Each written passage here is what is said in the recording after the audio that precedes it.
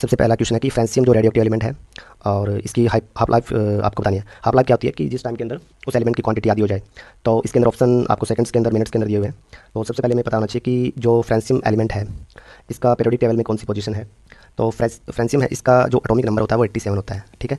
और ये इतना रिएक्टिव होता है कि ये यहाँ पर ऑप्शन में एक जरूरी 21 मिनट दिया हुआ है, वैसे इसका स्टैंडर्ड होता है वो 22 मिनट होता है। यानी कि 22 मिनट के अंदर ये अपना जो आधा क्वांटिटी है इसको डिस्पियर कर देता है। और दूसरी बात, ये रेयरेस्ट मेटल है एक तरह का अर्थ के क्रस्ट के अंदर, और बताया जाता है कि इसकी जो क्वांटिटी है वो पूरे अर्थ क्रस्ट के अंदर ये काउंस लगभग 28 ग्राम के अंदर पाई जाती है। रिसेंटली आपने बिहार के अंदर एक न्यूज़ पढ़ी थी जिसके अंदर ये सस्पेक्ट किया गया था कि उनके पास कोई एलिमेंट होगा फ्रेंसियम तरह का, लेकिन बाद में वो पता चला कि वो कुछ और ही था। और ये काफ़ी कॉस्टली होता है क्योंकि इसकी हाफ लाइफ कम होती है और यूरेनियम के साथ पाया जाता है। और यूरेनियम के साथ भी ये, अगर अब बात करें हम यूरेनियम के साथ, तो अब इसको आप काउंट करेंगे कि इतने एटम्स यूरेनियम के साथ आपको एक एटम ही फ्रेंसियम का मिलेगा। पहली बात तो ये। दूसरी बात, ये इतना कॉस्टली होता है कि एक ग्राम की कीमत इसकी $1 बिलियन होती है। तो एक ग्राम को आपको ये मान के चलिए कि हमारे जो इंडियन रुपीज़ के अंदर मानेंगे तो 8,000 करोड़ रुपए की इसकी कीमत होती है। तो कॉस्टली भी बहुत होता है। अब कॉस्टली क्यों होता है? क्योंकि बहुत से जितने भी जो साइंस के रिसर्च एक्सपेरिमेंट होते हैं उसके अंदर इसकी जरूरत पड़ती है। लैब के अंदर इसको सिंथेसाइज किया जाता है, वो भी बहुत ज़्यादा कॉस्टली होता है। और नेचुरल तो ये मिलता ही नहीं है, इसके लिए इसकी वजह से इसकी कॉस्ट बहुत ज़्यादा होती है।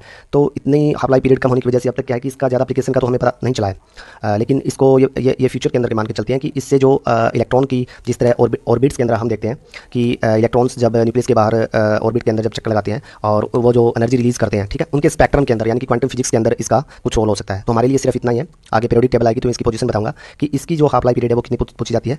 22 मिनट्स होती है और ये रिसेंटली न्यूज़ में भी था, आप गूगल करके देख सकते हैं। तो हम आगे चलते हैं।